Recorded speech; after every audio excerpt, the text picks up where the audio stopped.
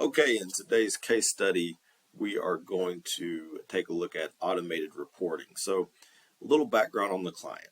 Client was a commercial real estate firm, and what they did was manage hospital campuses for large companies all over the U.S. So, you think about your typical campus, lots of buildings, lots of tenants, different types of businesses there, different physicians, different leases. So, there's a lot to keep up with. When they first contacted us, they were getting one report from each of their clients. So they had 3 clients at the time.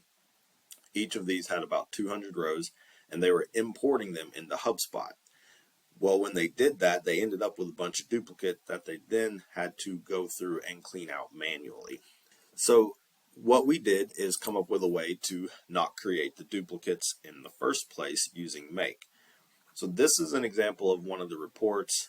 We'd have deal owners, managers, we'd have a couple of customer IDs, the address, and then some details about the deal itself. So we had the landlord, the tenant, the contract type, and all of these had multiple values. They could be, some of them were check boxes, some of them were drop down menus, and all of that had to be formatted correctly for importing.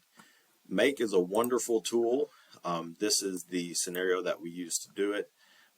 So we'll come back to this trigger at the beginning, but basically what it allowed us to do was to take each of these columns here and grab them out of Google Sheets. We set some variables and some things, and then over here we started working directly with HubSpot. So we'd pull out the owner, we'd search the CRM to see if the deal was already present, and if it was, then we would we would do an update. So we would just update the fields, and then we use the same Google Sheet to create a log file. So we would say, okay, these are all the deals that were updated. If we searched the CRM and we didn't find it, then this branch was triggered, and we would create a brand new record, and we would also create a log file for that. Probably the best part is this trigger here over at the beginning. This is a webhook, so the client just had to take their report and copy and paste it into Google Sheets, and then click a button that said run, and it would do this automatically. It would process everything. So it was on demand. It didn't run on a schedule or anything like that, and it saved them a ton of time and obviously a lot of headache deleting those duplicates and things. As I mentioned in the email, it went from taking hours each month to do this to actually being able to run it in about 3 minutes.